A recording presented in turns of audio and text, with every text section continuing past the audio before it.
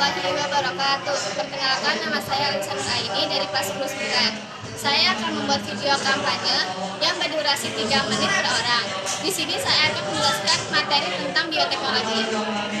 Halo, boleh minta waktunya sebentar nggak? Iya, boleh. Sebelum perkenalkan nama kamu siapa ya? Nama saya Anissa Deali dari kelas 5. Oke, aku boleh nanya nggak? Kalau boleh tahu, tanya tentang apa tuh? Nah, jadi itu kamu ngerti nggak sih pengertian bioteknologi itu apa?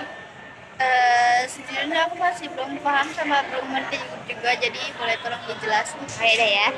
Jadi, bioteknologi berasal dari kata bios, yaitu makhluk hidup, tekno, yaitu penerapan, dan logos, yaitu pengetahuan. Jadi, bioteknologi adalah suatu cabang ilmu biologi yang mempelajari tentang pemanfaatan makhluk hidup, mikroorganisme seperti bakteri, jamur, dan ganggang. Dengan menggunakan teknologi sehingga menghasilkan produk atau jasa, pemberantasan hama, pemisahan logam, dan pengolahan limbah. Selanjutnya kamu tahu nggak macam-macam bioteknologi itu ada apa aja? Masih kurang tahu juga. Jadi, bioteknologi ada 2 macam, yaitu bioteknologi konvensional dan bioteknologi modern. Bioteknologi konvensional adalah bioteknologi yang memanfaatkan makhluk hidup atau mikroorganisme secara langsung atau dengan cara tradisional. Sedangkan bioteknologi modern adalah bioteknologi yang memanfaatkan makhluk hidup atau mikroorganisme secara tidak langsung dan umumnya berupa bagian-bagian tertentu untuk menghasilkan produk dengan cara prinsip atau teknologi. Kamu tahu ciri-ciri bioteknologi konvensional sama bioteknologi modern nggak? Enggak. Oh iya deh ya, aku jelasin ya. Jadi bioteknologi konvensional memiliki ciri-ciri seperti 1. Dimulai sejak awal peradaban manusia. Yang kedua, menggunakan seluruh bagian tubuh mikroorganisme. Yang ketiga, menggunakan peralatan dan metode sederhana. Yang keempat, prosesnya kurang steril, hasil produk sedikit dan belum terjamin. Dan yang kelima, contohnya seperti pembuatan keju, yogurt, tempe, dan lain-lain. Sedangkan bioteknologi modern juga memiliki ciri-ciri seperti yang pertama, ada berkembang setelah ditemukan struktur dan fungsi DNA. Yang kedua, menggunakan beberapa bagian tubuh mikroorganisme. Yang ketiga, menggunakan peralatan dan metode yang sudah canggih. Yang keempat, prosesnya sudah steril, hasil produknya banyak dan sudah terstandarisasi. Dan yang terakhir ada contohnya seperti pembuatan antibiotik, kultur jaringan, cloning hewan, dan lain-lain. Jadi bagaimana, udah paham belum ya? Aku lumayan udah paham. Oh ya, maaf kalau ada kata-kata yang salah dan kurang mengerti. Oke, terima kasih atas waktunya ya. Maaf kalau mengganggu. Makasih juga atas penjelasannya tadi. Sama-sama, terima kasih. Sama-sama. Perkenalkan, nama saya Rikisha dari kelas 11. Sebelumnya saya mau nanya, Kakak tahu kultur jaringan itu apa? Oh, saya kurang tahu. Sudah berhasil Kak. Jadi, kultur jaringan adalah suatu teknik penanaman tanaman dengan menggunakan bagian tanaman seperti jaringan akar, batang, daun, atau mata tunas pada media agar yang kaya nutrisi dan memiliki banyak hormon pertumbuhan secara aseptik atau seksil dengan pemanfaatan sifat polimerasi. Sifat polimerasi adalah suatu kemampuan yang dimiliki oleh makhluk hidup untuk berkembang menjadi individu baru.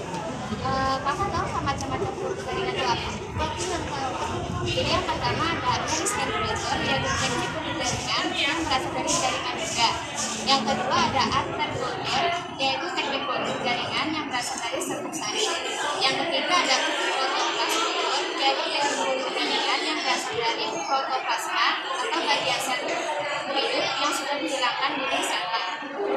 Dan yang terakhir ada kloroplas kultur, yaitu teknik kultur jaringan yang berasal dari kloroplas untuk memperbaiki sifat individu. Terus ada beberapa jenis kultur jaringan. Terdapat beberapa jenis kultur jaringan yang umum digunakan dalam penelitian. Yang pertama yaitu jaringan hewan. Pada kultur jaringan hewan, sel-sel dari hewan digunakan untuk tujuan penelitian. Ini mencakup berbagai jenis sel seperti sel-sel jaringan saraf, otot, atau endotel. Kultur jaringan hewan memungkinkan penelitian untuk mengambil jalan tentang struktur dan fungsi sel hewan serta responnya terhadap lingkungan tertentu. Lalu ada kultur jaringan tumbuhan. Kultur jaringan tumbuhan melibatkan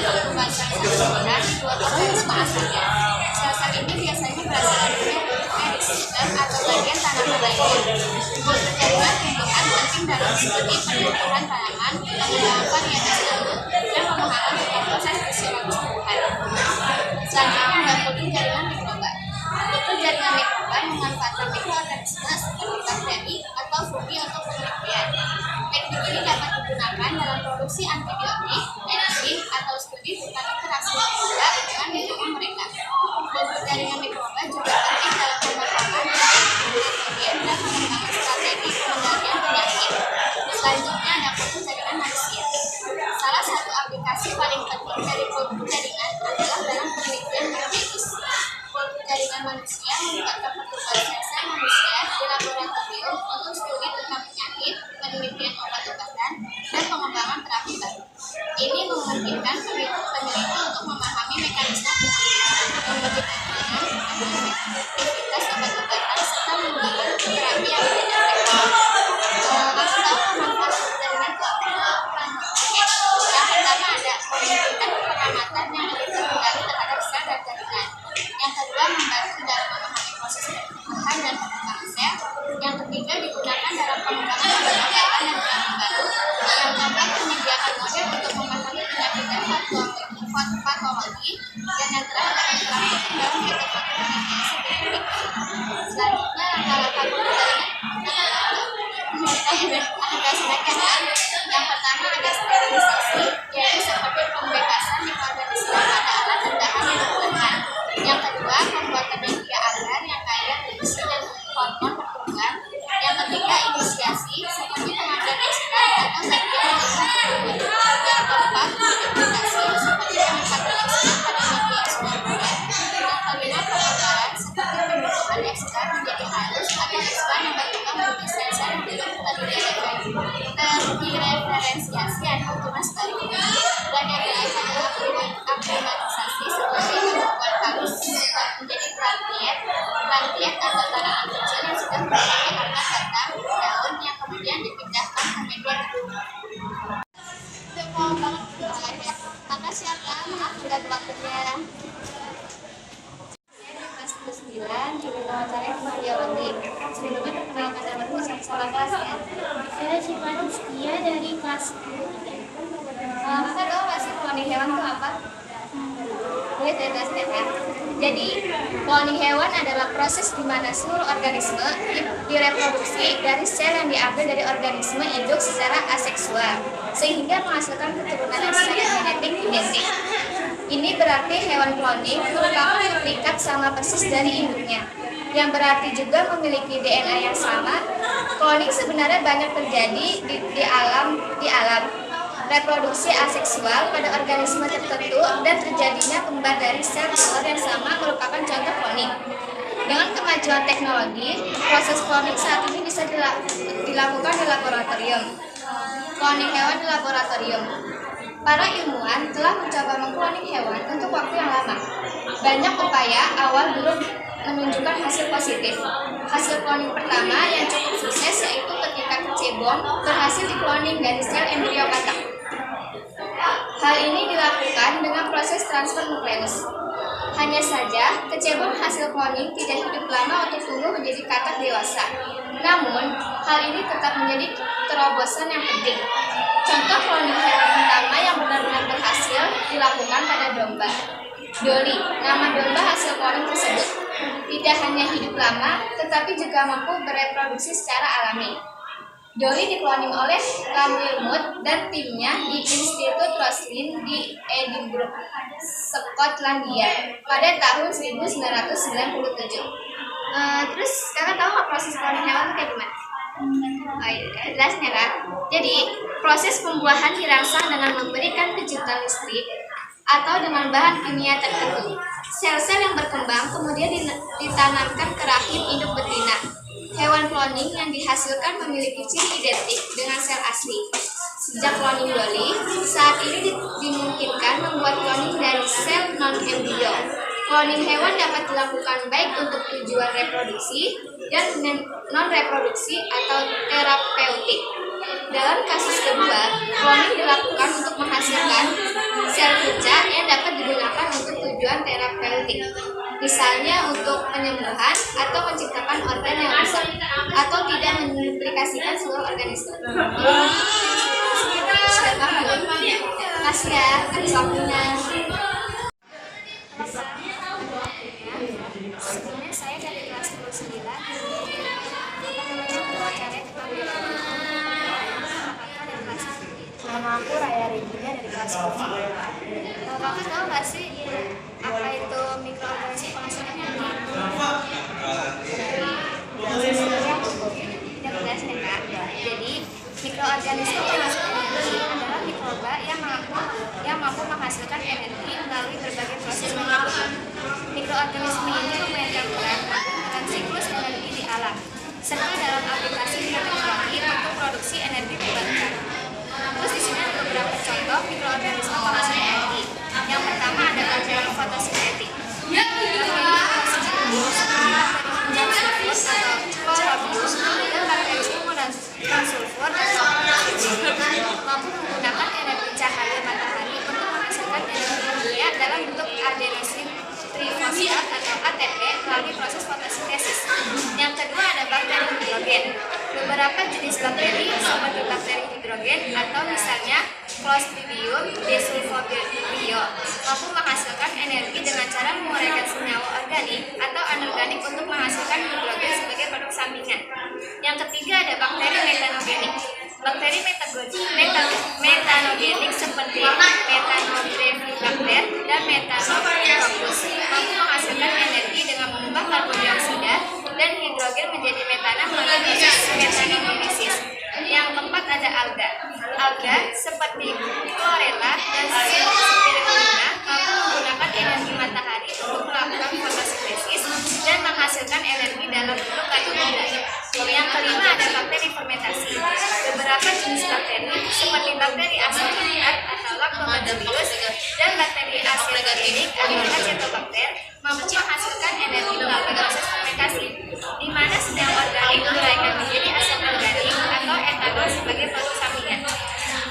Selanjutnya, mikroorganisme penghasil energi memiliki potensi besar dalam aplikasi bioteknologi, terutama dalam produksi energi terbarukan seperti biogas atau metana, biohidrogen, dan biodiesel. Selain itu, pemahaman dalam tentang metabolisme mikroorganisme ini dapat dilakukan dalam pengembangan teknologi untuk menghasilkan energi secara efisien dan berkelanjutan.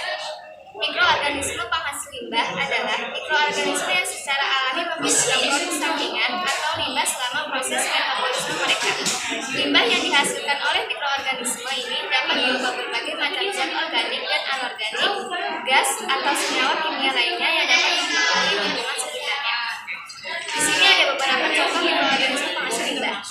Yang pertama ada bakteri fermentasi. Beberapa jenis bakteri seperti bakteri asam laktat atau lactobacillus dan bakteri asam organik atau acetobacter menghasilkan limbah berupa asam organik atau etanol sebagai produk sampingan selama proses fermentasi. Limbah ini dapat menjadi komponen dalam pembuatan makanan fermentasi atau bahan bakar bioetanol. Yang kedua ada bakteri hidrogen. Bakteri hidrogen seperti beberapa jenis bakteri dari genus Clostridium menghasilkan hidrogen sebagai produk sampingan selama proses metabolisme mereka. Hidrogen ini dapat digunakan sebagai sumber energi alternatif dalam berbagai aplikasi. Yang ketiga ada bakteri metanogenik. Bakteri metanogenik seperti Methanobacter dan Methanococcus menghasilkan metana sebagai produk sampingan selama proses metabolisme. Metana merupakan gas rumah kaca yang kuat yang memiliki dampak terhadap perubahan iklim jika dilepaskan ke atmosfer. Yang keempat ada bakteri nitrogen. Beberapa jenis bakteri seperti bakteri nitrogen yang terlibat dalam siklus nitrogen menghasilkan limbah berupa senyawa nitrogen yang dapat mempengaruhi kualitas air dan tanah jika tidak terkendali. Yang kelima alga dan cyanobacteria. Alga dan cyanobacteria atau ganggang biru hijau juga dapat menghasilkan limbah berupa berbagai senyawa organik dan anorganik selama proses fotosintesis dan metabolisme mereka. Limbah ini dapat mempengaruhi kualitas air dan ekosistem akuatik di mana mereka hidup. Yang keenam ada bakteri dekomposer. Bakteri dekomposer menghasilkan limbah berupa senyawa-senyawa yang dihasilkan selama proses dekomposisi bahan organik seperti daun-daunan, kayu, atau limbah organik lainnya. Jika ini dapat mengurangi kualitas kadar dan siklus nutrisi di ekosistem. Jadi, secara keseluruhan, mikroorganisme penghasil limbah memainkan peran penting dalam proses alami di alam. Namun, terkadang limbah yang dihasilkan dapat memiliki dampak negatif terhadap lingkungan jika tidak dikelola dengan baik. Oleh karena itu, pemahaman tentang mikroorganisme penghasil limbah dan pengolahan limbah yang efektif penting untuk menjaga keseimbangan ekosistem dan kualitas lingkungan. Jadi gimana Kak solusinya? Makasih ya Kak. Permisi Kak, maaf mengganggu waktunya sebentar. Saya dari kelas 10-9 ingin mewawancarai tentang biologi. Sebelum perkenalkan nama dulu dan kelas. Nama saya Alessi Melina Putri dari kelas 10-8. Kakak tahu nggak sih dampak negatif bioteknologi itu apa?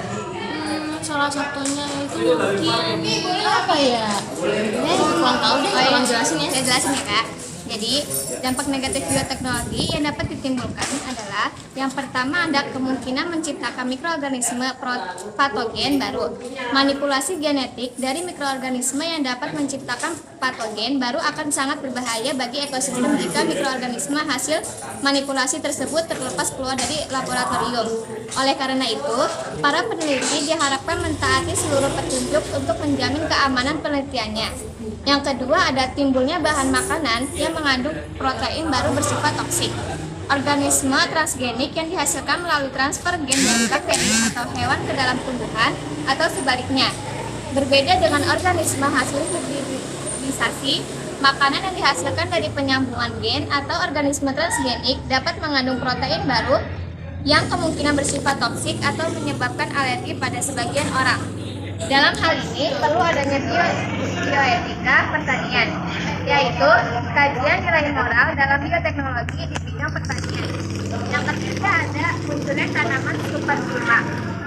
Tanaman budidaya hasil rekayasa genetik memungkinkan terjadinya pemindahan gen barunya ke tanaman lain yang masih berkerabat dekat. Jika tanaman yang menerima gen tersebut adalah tumbuhan liar yang sangat adaptif terhadap lingkungannya dan resisten terhadap herbisida atau hama, keturunannya akan menjadi supergulma. Oleh karena itu, diperlukan pengawasan ekstra terhadap penanaman tanaman transgenik. Yang keempat ada teknik bayi tabung dapat membingungkan status orang tuanya. Seandainya sel telur dan sel spermanya sama-sama diambil dari bank sel kelamin, akan terjadi kebingungan terhadap hubungan keluarga dengan bapak dan ibunya yang sebenarnya sehingga memunculkan beberapa isu. Misalnya bapak genetis, bapak biologis, bapak asuh, ibu genetis, ibu kandung, atau ibu asuh. Adanya sewa rahim untuk menumbuhkan embrio beku dapat membingungkan status ibunya. Untuk menghindari dampak negatif ini, perlu adanya bioetika, kedokteran, dan pemahaman agama yang kuat. Yang kelima ada risiko tinggi bagi organisme hasil kloning. Kloning dengan transfer inti seperti domba doli ternyata masih banyak menemukan kendala. Salah satunya adalah tingkat keberhasilan transfer inti yang masih sangat rendah. Dari 277 sel telur yang diisi dengan inti sel somatik donor, hanya beberapa saja yang berhasil membentuk tingkat blastosis. Janin kloning yang dilahirkan berisiko tinggi mengalami kelainan pada sistem kekebalan tubuh, gejala penuaan dini, kelainan fungsi hati dan jantung, serta gangguan darah. Bagaimana seandainya teknik kloning ini diterapkan pada manusia, pasti akan menimbulkan gejolak di masyarakat. Banyak negara yang melarang kloning manusia dengan alasan melanggar ajaran agama dan etika kemanusiaan. Jadi gimana, sudah mengerti belum? Terima kasih ya. Sebelumnya maaf mengganggu waktunya. Saya dari kelas 9 ini mengucapkan sebelum pertama akan lebih teknologi. Nama aku Aida dari kelas 9. Jadi tahu nggak sih kakak manfaat dari rekayasa genetik?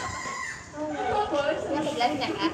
Jadi manfaat dari rekayasa genetika itu adalah meningkatkan kualitas tanaman sehingga tanaman menjadi tahan hama dan penyakit, tahan cekaman kekeringan, tahan kadar garam tinggi, frost resisten, serta meningkatkan kualitas kandungan nutrisi.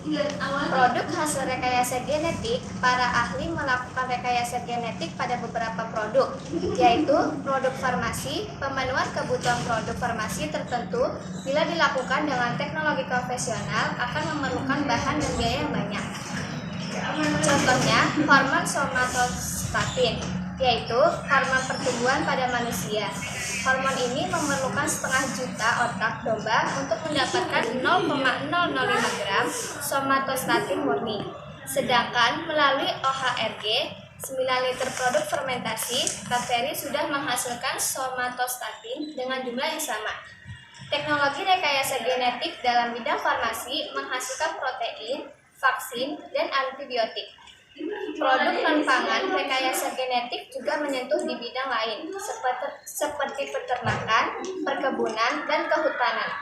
Produk tersebut misalnya vaksin, antibiotik, dan hormon pertumbuhan untuk hewan. Ternak cloning, berbagai macam tanaman tahan herbisida, insek, jamur, dan cacing, serta tanaman yang toleran terhadap kekeringan dan cuaca dingin. Ada juga tanaman transgenetik seperti tanaman anggrek yang tahan lama dengan warna bunga yang diinginkan, tanaman karet yang menghasilkan lateks dengan kadar protein tinggi, dan masih banyak lainnya. Manfaat rekayasa genetik digambarkan sebagai ilmu di mana karakteristik suatu organisme sengaja dimodifikasi dengan manipulasi genetik. Hal tersebut biasanya menggunakan DNA dan transformasi gen tertentu untuk menciptakan variasi yang baru. Febrina S.T. Siregar dalam jurnal rekayasa genetik, manfaat dan dampak negatifnya terhadap kehidupan manusia, mengatakan dengan memanipulasi DNA dan memindahkannya dari suatu organisme ke organisme lain, memungkinkan untuk memasukkan sifat dari hampir semua organisme. Organisasi transgenik saat ini diproduksi secara massal seperti enzim, antibodi monoklonal, nutrien, hormon, dan produk farmasi yaitu obat dan vaksin. Manfaat rekayasa genetik. Penerapan rekayasa genetik sangat membantu dalam memenuhi kebutuhan hidup manusia. Di antaranya menyediakan kebutuhan pangan masa depan dengan kualitas yang lebih baik. Dijadikan alternatif sumber energi yang dapat diperbarui, misalnya biomas dan biofuel yang dapat menggantikan sumber energi konvensional. Kali pertama, restoran AS gunakan minyak dari kedelai hasil rekayasa genetik, kemudian perawatan kesehatan yang lebih baik dengan obat-obatan yang lebih efektif, serta efisiensi pertanian yang lebih baik dan penggunaan pestisida kimia yang relatif lebih sedikit. Produk hasil rekayasa genetik, para ahli melakukan rekayasa genetik pada beberapa produk, yaitu produk farmasi pemenuhan kebutuhan produk farmasi tertentu bila dilakukan dengan teknologi konvensional akan memerlukan bahan dan biaya yang banyak. Contohnya, hormon somatostatin, yaitu hormon pertumbuhan pada manusia. Hormon ini memerlukan setengah juta otak domba untuk mendapatkan 0,005 gram somatostatin murni. Pasien leukemia berhasil disembuhkan dengan rekayasa genetik, sedangkan melalui OHRG, 9 liter produk fermentasi bakteri sudah menghasilkan somatostatin dengan jumlah yang sama. Teknologi rekayasa genetik dalam bidang farmasi menghasilkan protein, vaksin, dan antibiotik. Selain itu, xenotransplantasi, yaitu transplantasi dari hewan ke manusia juga dilakukan. Kemudian terapi gen sebagai pengobatan penyakit kronis dan beberapa kelainan makrogenetik. Produk non-pangan rekayasa genetik juga menyentuh di bidang lain seperti peternakan, perkebunan, dan kehutanan. Produk tersebut misalnya vaksin, antibiotik, dan hormon pertumbuhan untuk hewan. Ternak cloning, berbagai macam tanaman tahan herbisida, insek, jamur, dan cacing, serta tanaman yang toleran terhadap kekeringan dan cuaca dingin. Rekayasa genetik untuk melawan Zika. Ada juga tanaman transgenetik seperti tanaman anggrek yang tanaman dengan warna bunga yang diinginkan, tanaman karet yang menghasilkan lateks dengan kadar protein tinggi, dan masih banyak lainnya. Produk pangan teknik rekayasa genetik juga dilakukan pada bahan pangan antara lain tomat, jagung, kedelai, kanola, bunga, kol, keju, tepung, susu, kentang, beras, dan sebagainya. Pangan transgenik pertama yang diperdagangkan adalah tomat flagstaff pada tahun 1904. Di Amerika Serikat lebih dari 52 varietas tanaman dari 13 spesies yang berbeda. Produk-produk pangan yang diolah dari bahan transgenik masih mengandung OHRG di dalamnya. Artinya, proses pengolahan menjadi produk pangan tidak menghilangkan jejak transgenetik bahan tersebut. Jadi gimana, sudah mengerti, Bro? Iya, terima kasih ya atas waktunya. permisi, maaf mengganggu waktunya. Sebelumnya saya dari kelas 10-9 ingin mewawancarai tentang biologi. Sebelumnya kakak perkenalkan namanya dan kelas ya. Perkenalkan, nama aku Satya Nurul Aziza dari kelas 11A. Kakak tahu nggak sih dampak negatif rekayasa genetik itu apa? Nggak tahu apa?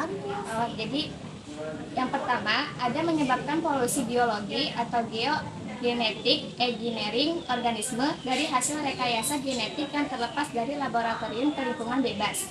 Yang kedua ada mengganggu ekosistem apabila penanaman tanaman transgenik dilakukan secara massal. Yang ketiga, punahnya berbagai macam varietas tanaman lokal akibat tersingkir oleh varietas tanaman transgenik. Yang keempat, ada berpengaruh terhadap proses seleksi alam, menurunnya keanekaragaman hayati pada berbagai tingkatan, dan berkurangnya plasma nufta. Yang kelima, munculnya tumbuhan dan hewan transgenik yang mengandung GMO atau genetically modified organism.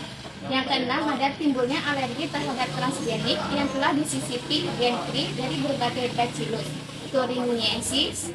Gen ini dianggap sebagai benda asing yang akan menimbulkan alergi jika masuknya ke dalam.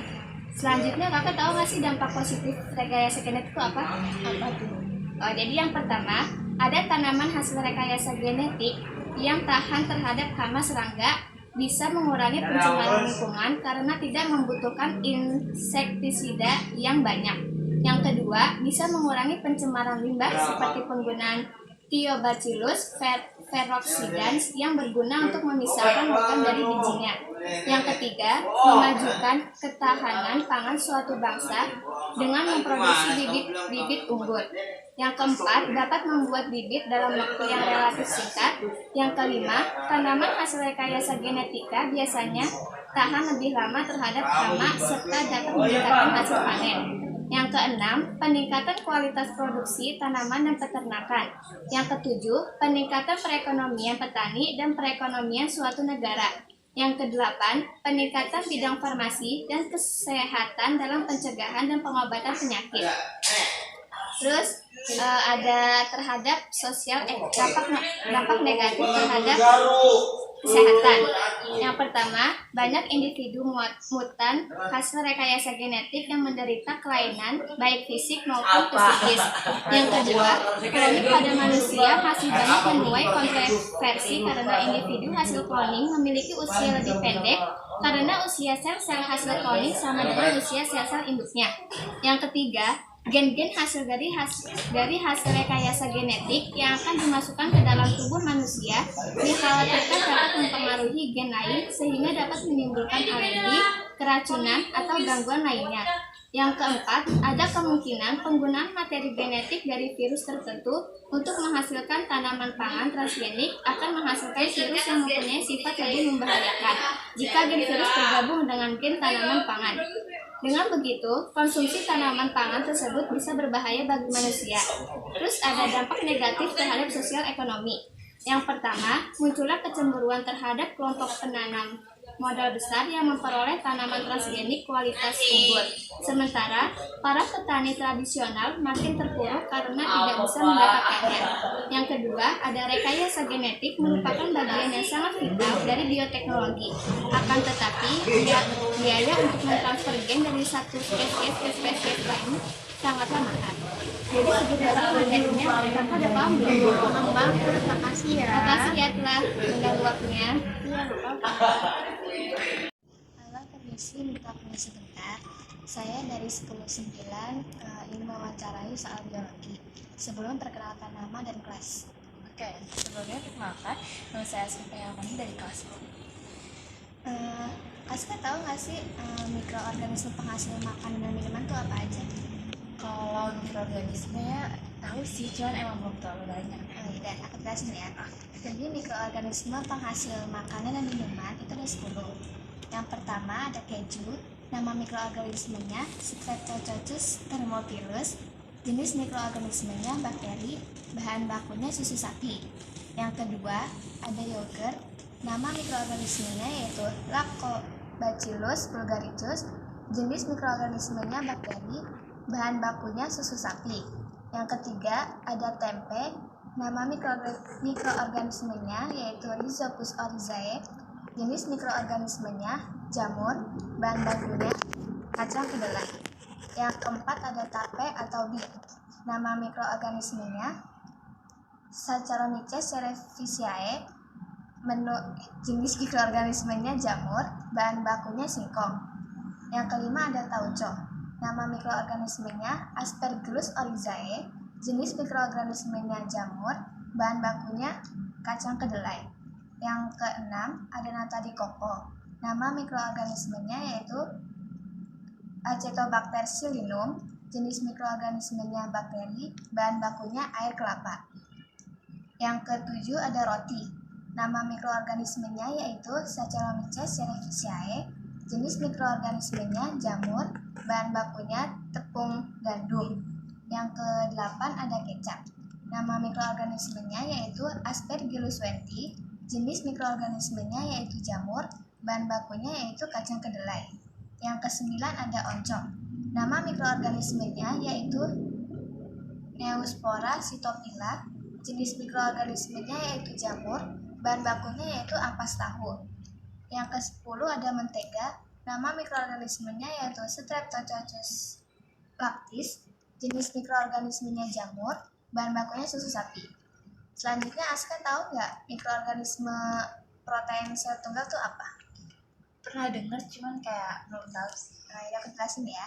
Jadi, protein sel tunggal atau PST suplemen makanan yang dibuat dari suatu mikroorganisme seperti bakteri atau ganggang hijau biru atau cyanobacteria atau ganggang hijau yang disebut Chlorofita atau jamur yaitu Saccharomyces cerevisiae atau Candida utilis. Selanjutnya ada mikroorganisme pembentuk molekul organik. Aska tahu nggak ada apa aja? Oh, iya. Jadi pembentuk molekul organik itu ada 3. Ada asam amino, asam asetat, asam sitrat. Asam amino diproduksi oleh bakteri pembentuk asam glutamat atau disebut Corynebacterium glutamicum. Yang kedua, asam asetat diproduksi oleh bakteri Acetobacter aceti. Yang ketiga, asam sitrat diproduksi oleh jamur Aspergillus niger. Selanjutnya ada enzim yang digunakan pada mikroorganisme. Saya akan jelaskan ya. Yang pertama ada Aspergillus niger. Enzimnya ada amilase, selulase, lipase, pektonase. Kegunaannya melunakkan biji-bijian menjadi bubur. Terus ada pengentalan cairan kopi, produksi cita rasa dalam keju, terus membantu penguraian. Yang kedua ada Aspergillus oryzae. Enzimnya protase. Kegunaannya untuk stabilisator bir, pembuatan roti, pelunak daging, membantu dalam pencernaan. Yang ketiga ada Bacillus subtilis. Enzim menghasilkan enzim amilase dan penisilinase. Kegunaannya untuk membuat sirup atau gula cair, membantu dalam pencernaan, kanji atau lem, pembuatan kertas atau tekstil, agen diagnostik. Yang keempat ada Leuconostoc mesenteroides, menghasilkan enzim sukral. Kegunaannya untuk dextran, pengganti plasma darah. Yang terakhir ada Saccharomyces virgilis, menghasilkan enzim laktase. Kegunaannya untuk mencegah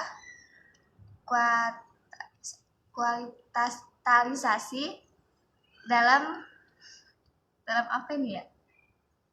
Dalam es krim dan susu kental.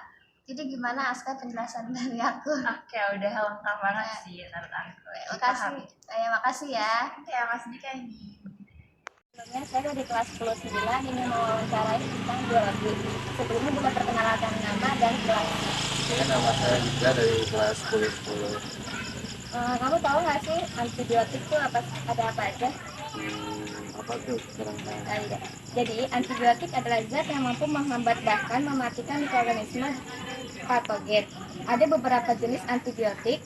Yang pertama ada penisilin. ditemukan oleh Alexander Fleming pada tahun 1928 dari jamur Penicillium notatum.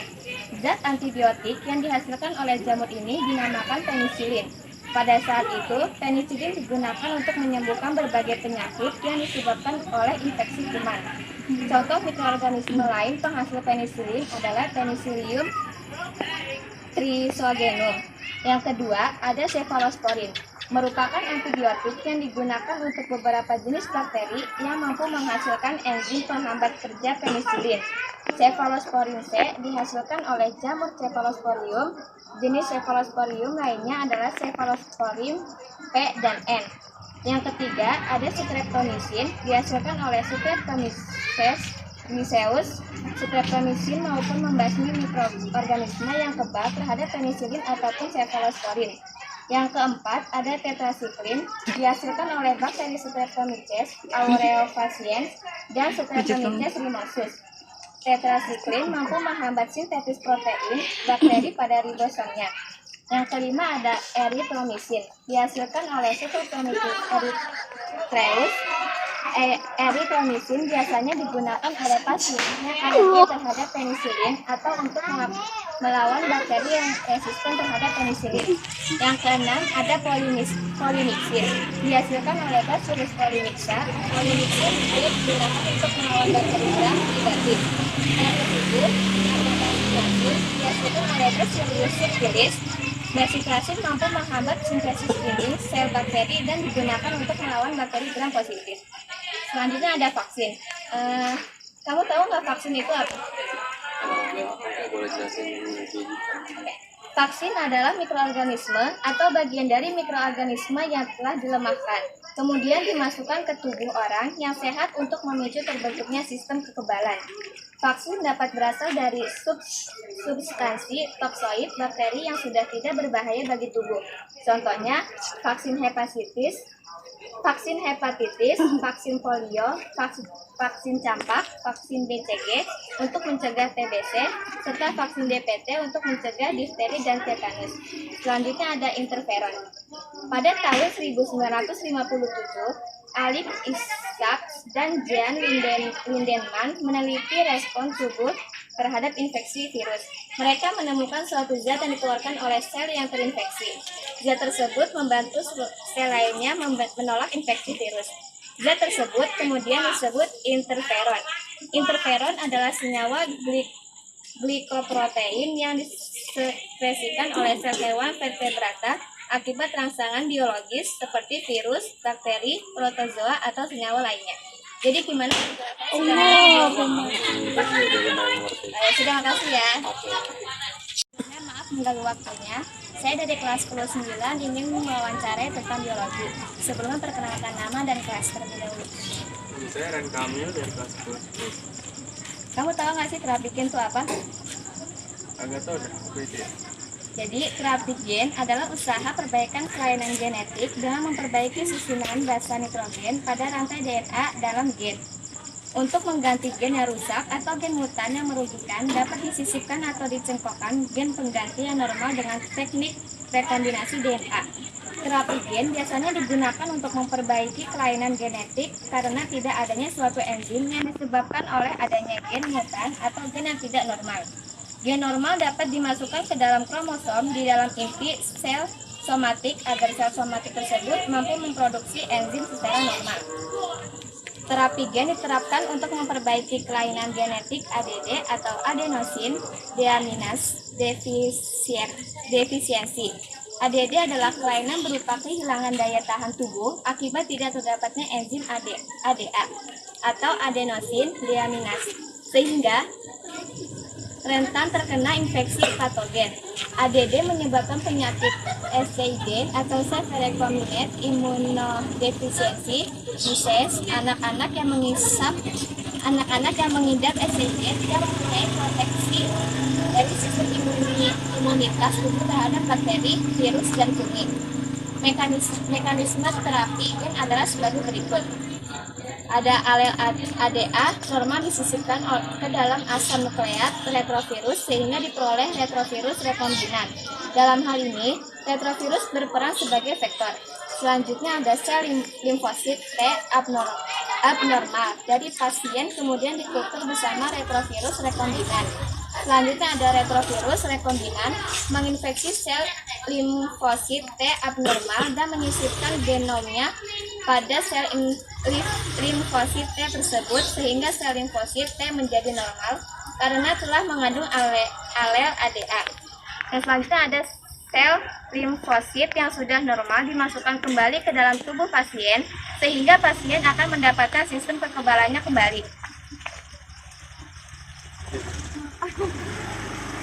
Terapi gen akan lebih baik jika dilakukan terhadap sumsum tulang belakang karena sumsum tulang belakang merupakan tempat penghasil seluruh sistem imunitas. Pada terapi gen dengan metode in vivo, pasien tidak perlu dioperasi.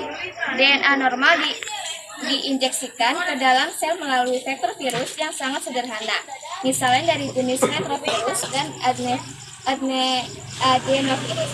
Nah, selanjutnya ada pembuatan vaksin baru. Rekayasa genetik untuk memproduksi vaksin baru, salah satunya vaksin subunit.